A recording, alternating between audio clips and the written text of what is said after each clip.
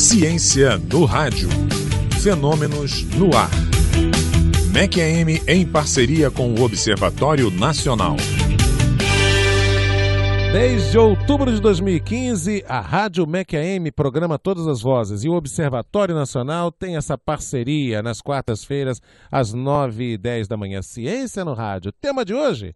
Bom, a maior parte dos elementos químicos presentes na nossa tabela periódica, ou seja, na fração de quantidade de elementos como hélio, lítio, que mais, boro e outros elementos químicos, a maior parte é formada no interior das estrelas. Ou seja, será que somos todos uma espécie de pó de estrelas? É lá que tudo começa? Eu converso agora no Ciência no Rádio com Marcelo Borges, pesquisador do Observatório Nacional. Professor Marcelo, muito obrigado pela gentileza e bom dia. Bom dia você, Marco Aurélio, bom dia a todos os ouvintes, é um prazer participar desse programa. O prazer é nosso, só que além do pó de estrelas, temos aí pó de áudio, porque o som não está bom. Simone, faz um novo contato com o professor Marcelo, porque realmente parece que tem uma frigideira ao fundo, essa linha pela qual o professor Marcelo estava falando com a gente, e aí realmente atrapalha a qualidade do áudio. E em rádio, né, gente? O áudio é fundamental, né? Áudio é fundamental. Enquanto isso, eu conto para vocês que a área de Geofísica do Observatório Nacional abre inscrições para pós-graduação.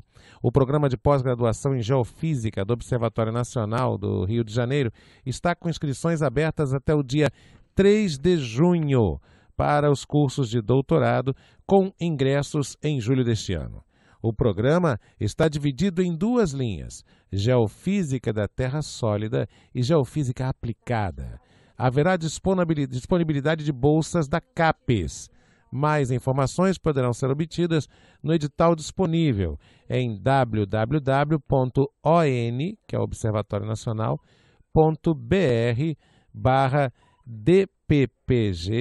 né, D e o PPG é de Programa de Pós-Graduação, /Geofísica. Já vou falar de novo para você poder anotar direitinho. Então, para esclarecimentos adicionais, entre em contato com a Secretaria da Divisão de Programas de Pós-Graduação do Observatório Nacional.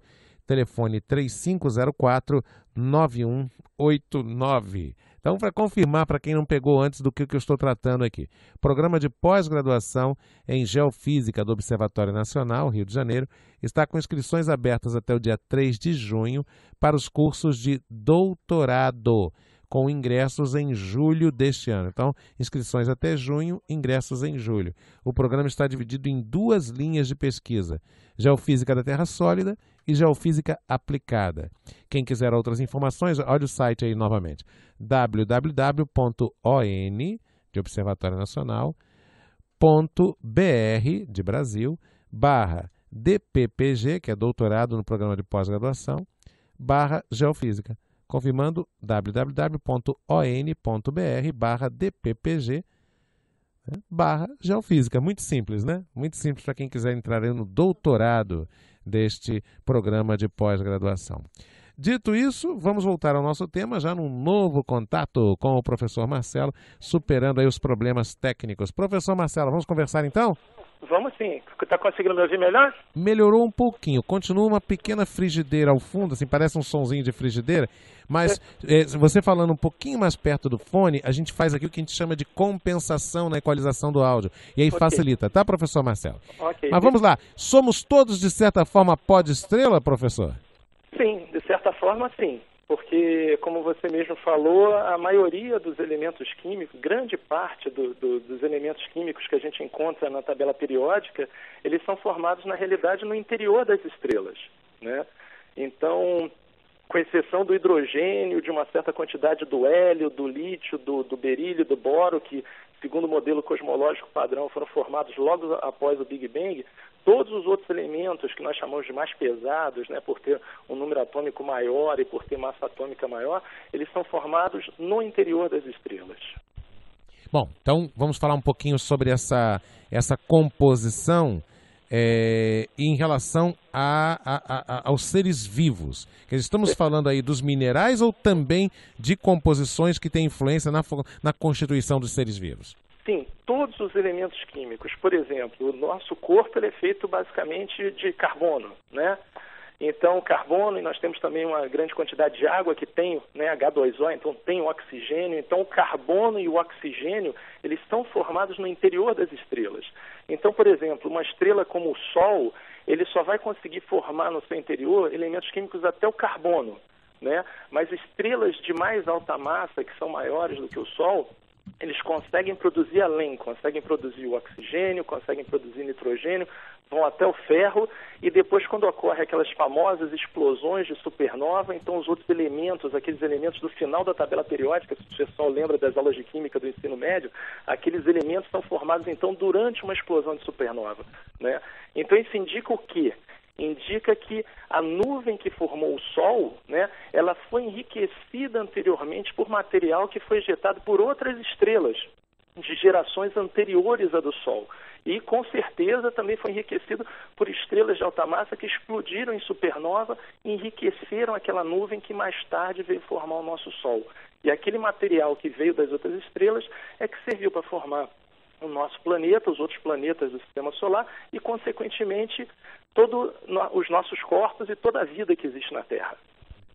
Vamos falar um pouquinho mais sobre de que maneira isso tem, esse processo tem influência, não só na Terra, mas no conjunto dos planetas, né? Em espanhol se diz la concertación de los planetas, na constituição, na formação. Então é a partir da própria estrela, né, e dessas composições químicas que são definidas essas diferenças que temos de planeta para planeta, do tipo de composição dos minérios dos planetas, até mesmo a coloração de cada planeta, não é isso? Sim, tudo isso na realidade é dependente da nuvem que vai formar a estrela e, consequentemente, o sistema planetário ao redor dela, né? Então, aí depois existem modelos que vão explicar por que em determinadas posições ali daquela nuvem vão se formar planetas que nós chamamos de rochosos e outros planetas que são chamados de gasosos. Mas, enfim, o importante mesmo é que todo esse material que vai servir para a formação desses planetas e, consequentemente, gerar um material que vai gerar a vida, no caso da Terra, né? Esse material veio da onde? De gerações anteriores de estrelas. Esse material foi produzido no interior daquelas estrelas, foi ejetado e alimentou, né, contaminou aquela nuvem que depois, mais tarde, veio gerar o nosso Sol e o nosso sistema planetário. Professor, onde que o cidadão, ouvinte da nossa MEC-AM, a cidadã, ouvinte do nosso programa, pode encontrar outras informações, curiosidades sobre isso? Porque claro que quando a gente fala desse assunto, estamos aqui mexendo com coisas delicadas também, né? Porque imagina dizer que o ser humano vem do pó da estrela. Mas é isso, na prática. Imagina como fica isso do ponto de vista da religiosidade de algumas religiões, por exemplo. Então, para sair desta lógica meramente dogmática e partir para uma lógica do entendimento científico de como os processos se dão, quais seriam boas fontes para o nosso ouvinte recorrer?